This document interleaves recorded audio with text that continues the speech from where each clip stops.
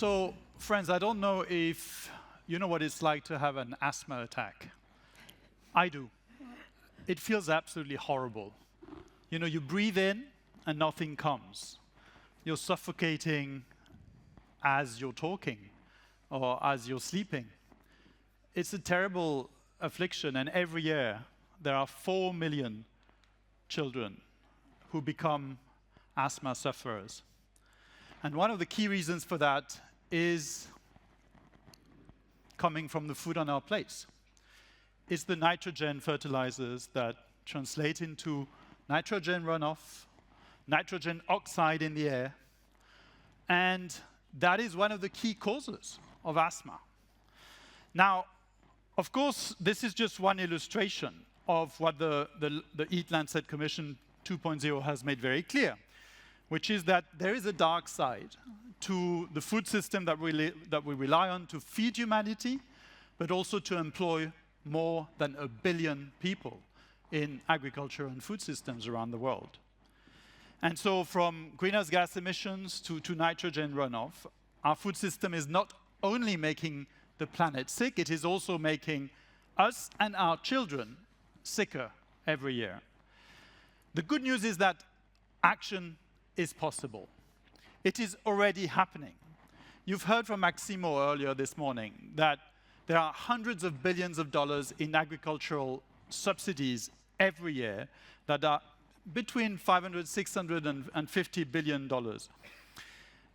650, by coincidence, is also the number of thousands excess deaths per year due to agriculture. 650,000, according to the Eat Lancet Commission. But that amount of money, it can be spent on better things. At the moment, it's being used to distort the market, to reward the wrong things. The excessive application of fertilizer, the excessive production of greenhouse gases, and that leads to air and water pollution, and it leads to a vicious cycle. But this is not an act of God. We are currently at the World Bank working with more than 40 countries to take those agricultural subsidies and repurpose them for a better purpose, to actually support soil health, to actually support regenerative agriculture, to support ways of growing the food that we need that is better for the planet and better for people. It is doable, and we have already influenced more than $13 billion of public support to agriculture. Together, we can shift the tanker, and we can move to a better outcome.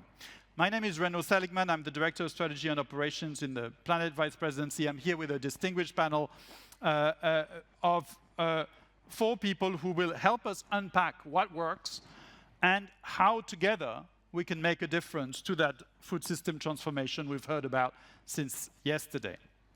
Khuloud Hasan Nuwais is the Chief Sustainability Officer at the Emirates Foundation. She's working at the intersection of philanthropy and sustainability. Welcome, Khuloud.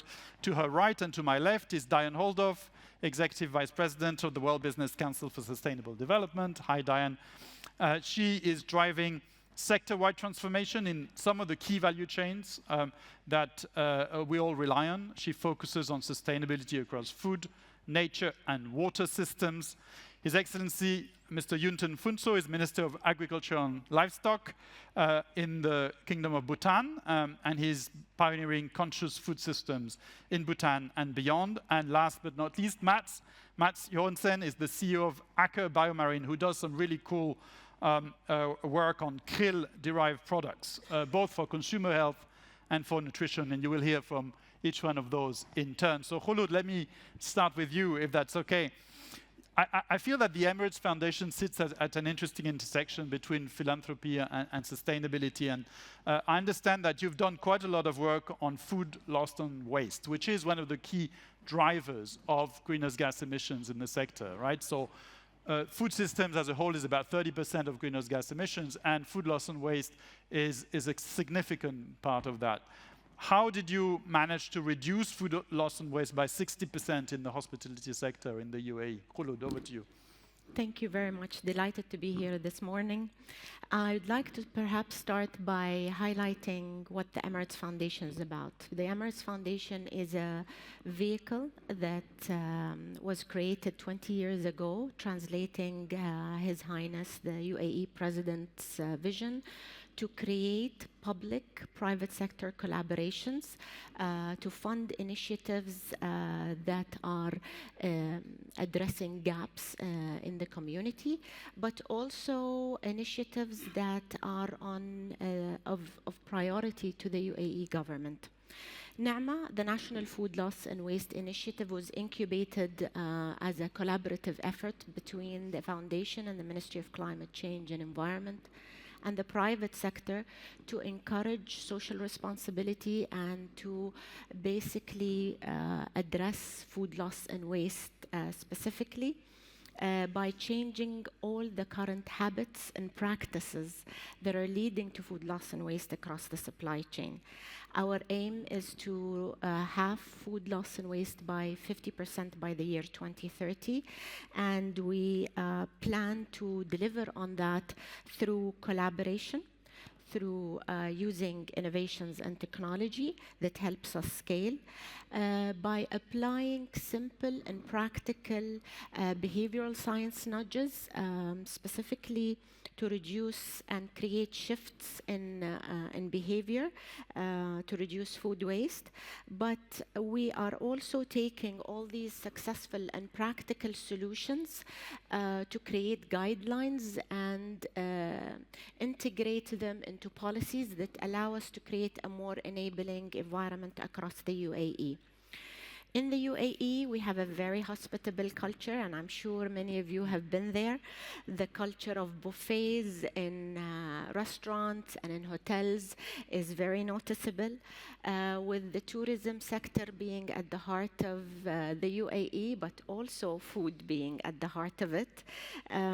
We really have accelerated our efforts to reduce food waste by simply collaborating with many of the local hotels to apply behavioral science nudges that create shifts.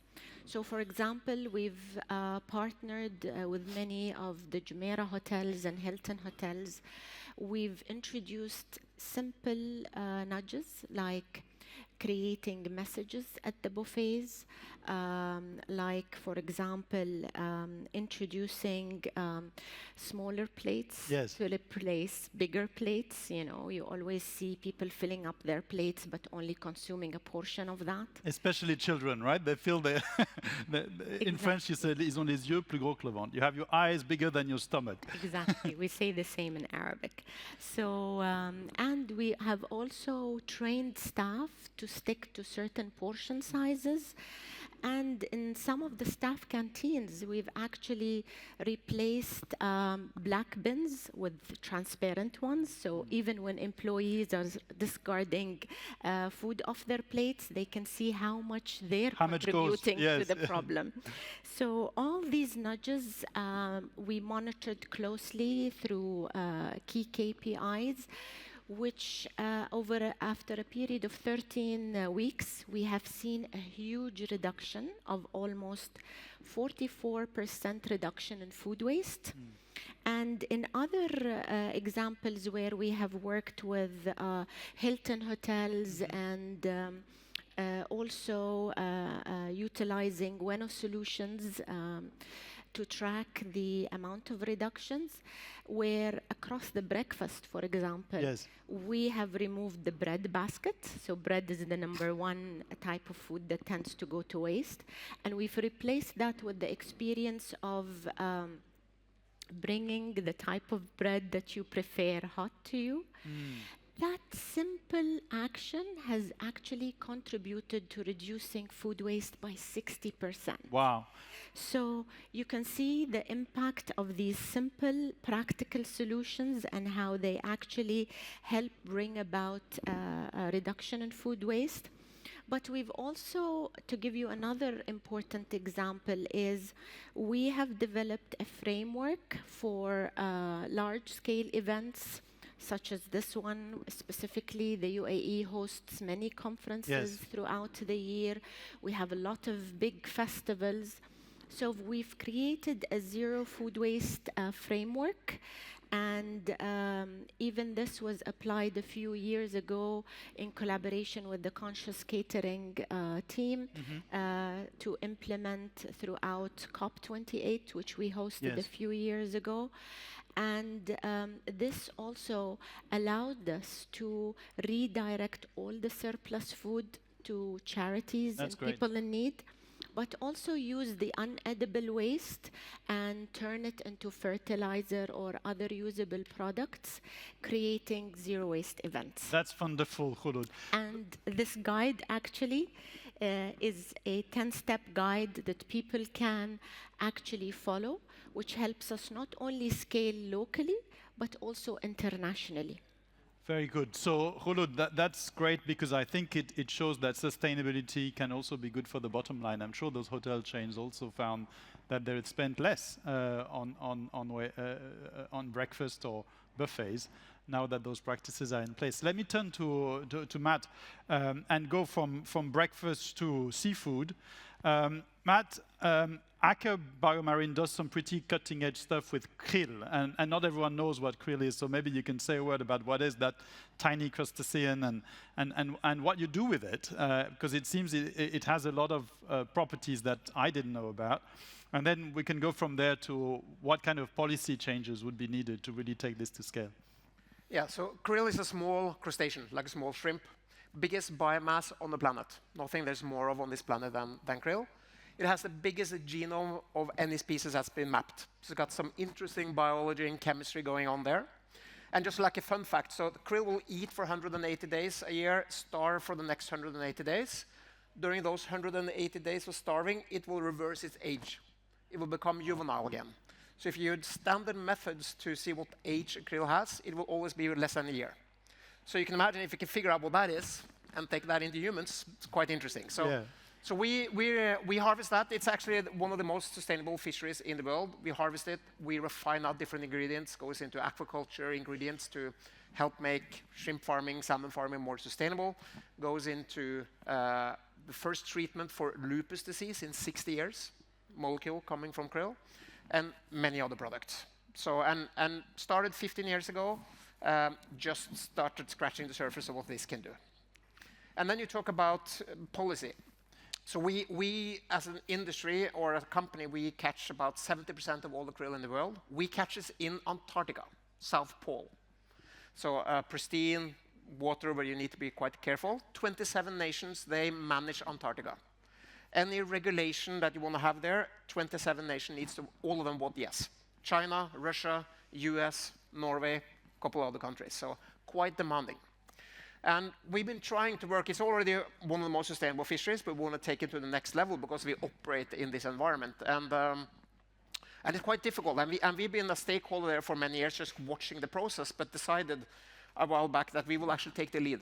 Because what we see here in this environment is that you have the diplomats, the representatives of the countries, they lack courage, I think, generally, because they're not risk takers. They don't want to take a strong position. They want to be careful where they move. The NGOs, which are there, they very often blur the picture, you know, by taking some of the information out of context and, you know, not helping us making informed decisions. I think the media, the same way. I mean, I'm not sure if you're familiar with the gel man effect, but that is if you're an expert in a field, you read a newspaper about that, you see how wrong the journalists are about that topic, and you turn a page about something you don't know anything about, and then you believe everything that's there. So we, as an industry, we are scrutinized for everything we do, everything we say.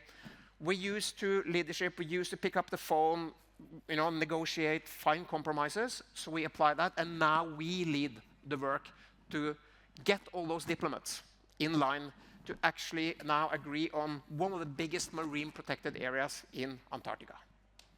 That's great, Mats. And I think that with the treaty on the marine protected areas in the high seas coming into force recently, we have maybe the prospects of this coming together and helping protect this very fragile ecosystem. And protect also the unique biology of those crustaceans that can help us in many different ways. Minister, Bhutan is well known for its focus on a more well-rounded approach to economic development, not just the economic side, but also the happiness of people and the sustainability of what you do. What would you say the lessons from Bhutan's policies are that could inspire others, especially when it comes to sustainable agriculture? Over to you. And it's interesting that in your own personal background, you come from the forestry and the nature world, and you've transitioned to agriculture. So hopefully that's a match made in heaven. Thank you. Kuzuzangbola, so loosely translated into wishing you all good health. So very happy to be here. Deeply humbling experience to be sharing stage with great speakers, panel members here. I really want to thank Dr. Gunhild and her team and the government of Sweden for having us here. And I bring the warm greetings and the prayers of His Majesty the King and the people of Bhutan. Talking about the sustainability and also conscious food systems, it's deeply personal to me. As you rightly pointed out, my background is also in the forestry and environmental conservation, but more than that, I was born and brought up in a very remote part of the country, very close to the nature.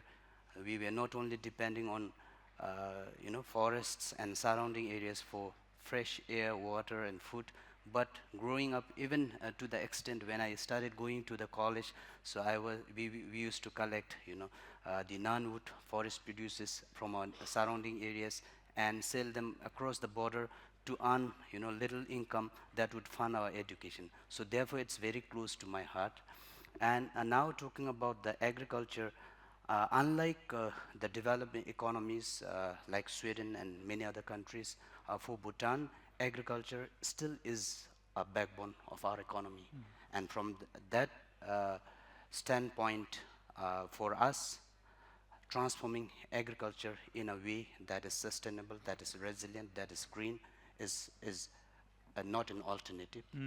And our agriculture and whatever we do in Bhutan is all anchored and guided by the approach or the philosophy of cross-national happiness, which is that it places importance of human well-being as well as the nature as we pursue our economic growth.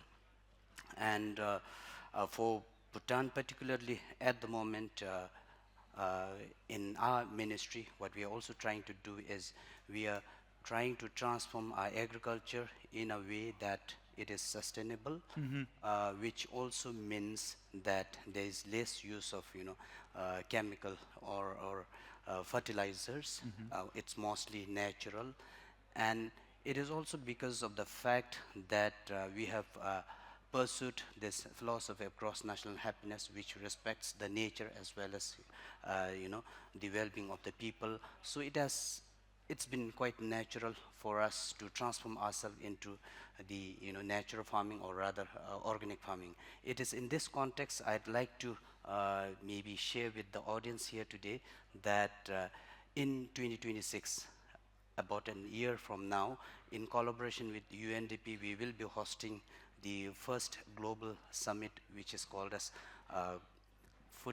Conscious Food Systems Alliance Summit in Bhutan around this time.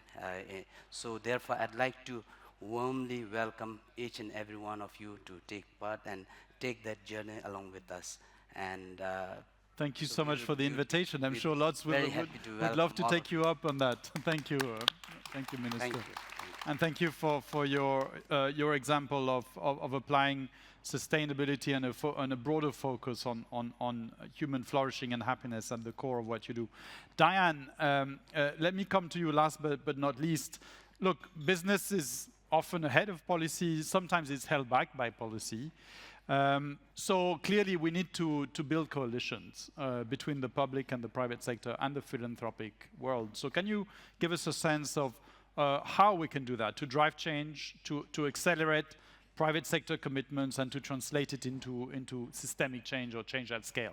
Yeah, thanks, Renaud. This building of coalitions is so key to what we have to accomplish. And it's actually one of the things that EAT does so well with these types of events and the launch of these major scientific baselines. And I say this as a very proud EAT advisory board member. I should recognize that as well. We've been on this journey together for a long time.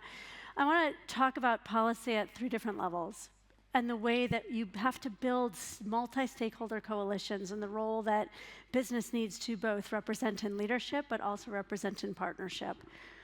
One is first recognizing the UAE, actually, in the Emirates. When they hosted COP28, they put together the very first global food declaration. Yes. This was really monumental, actually. There was over 100 countries that signed on to this as a commitment to put food and agriculture into nationally determined contributions. This is no small thing, because as we know, the food system makes up about 30% of emissions. So even as we bend the curve on energy, if we do not bend the curve on food and agriculture, we will not achieve a 1.5 future, which is key. Correct. So that is a huge momentum. And WBCSD helped to lead the business collaborative response, together with many who are here, that endorsed and supported the implementation of that globally led dialogue, which now has carried forward COP to COP and will be featured by the Brazilian presidency this year in November. A second layer is what you can look at that national and subnational level. Right. So to build on the Brazil presidency's leadership this year, because I think it matters to look to the countries who are leaning in and helping to lead the action on these agendas. WBCS has been working for many years in Brazil on this very challenging issue of deforestation related to soy and cattle. It's hard work. There is a huge movement now to bring together all of the different business sectors who are working on soy, the regional governments of the Cerrado region, like the governors and ministers of Pará, the national government and the ministers of agriculture and environment, and importantly, the finance sector, which we've started to hear from even more in this event this year, in bringing in the leveraged capital to help drive the transition for farmers. And we've seen a really remarkable investment in regenerative agriculture and regenerative landscapes since the first Eat Lancet report came out. This is an example of how that has moved already into governing the sorts of multi-stakeholder partnerships, a bit, Max, like you were talking about, that hold accountable outcomes at a landscape level. And have the impact of the deforestation-free regulation in the EU accelerated the change, or is it still work in progress? I mean, it's a yes and no type of answer. So these types of policies really do help to drive action, but they're not always perceived as equitable. And this global north-south issue is one we have to acknowledge within that context. We heard about justice as a key element is key. Of the Eat Lancet Commission 2.0. Absolutely. Right? So that's one dimension. Absolutely. And so let me just bring that into then this third piece. And this is what it takes to be at a local leadership level. We've been seeing a lot about the work, the amazing work cities are doing actually on this agenda. Together, WBCSD with our member companies and other partners, we do a lot on what does it take to help companies move faster together on these pre-competitive issues. And one example was a global playbook that we just put out for business on accelerating plant-based diets and what it means to shift portfolios. Shift the demand for those portfolios and support the level of implementation that actually takes. Where that gets picked up the most, we're seeing, is at that city level. City procurement has a role in that, but also the sort of communities and cultures that are so incredibly relevant and important to how we think about what diets mean and the care with which we need to pay attention on dietary shifts.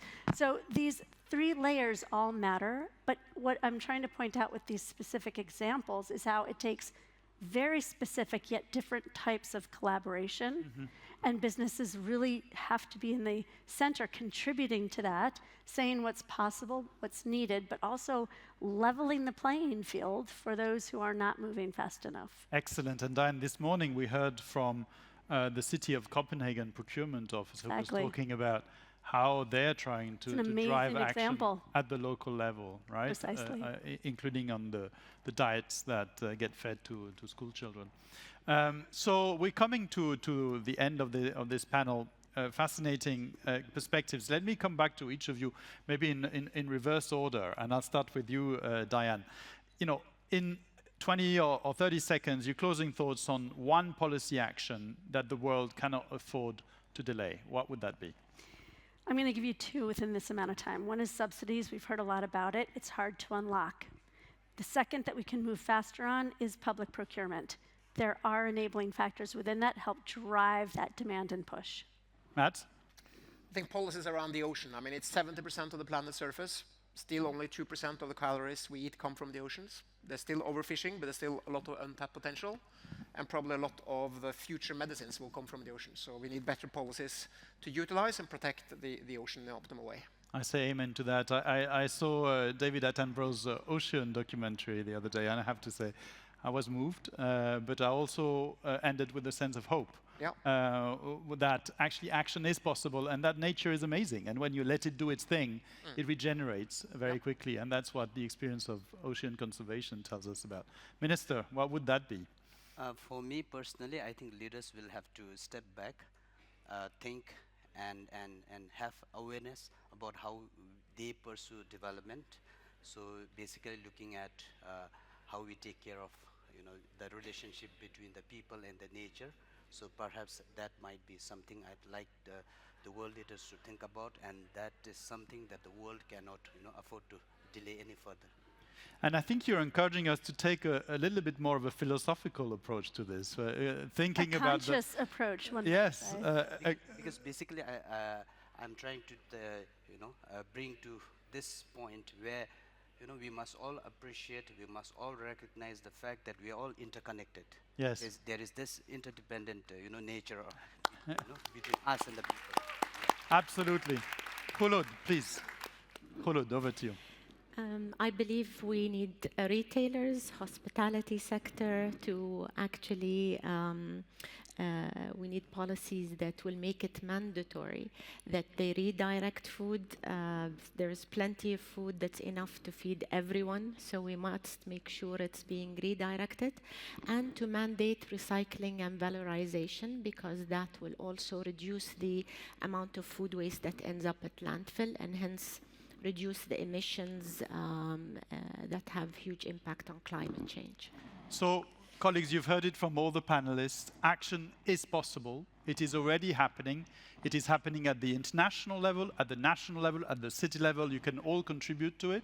We need to come together because we are all connected. And ultimately, it is about the kind of planet that we are leaving for future generations and whether our children will be able to breathe freely and to enjoy the wonderful bounty of nature. So with that, thank you very much to our panelists.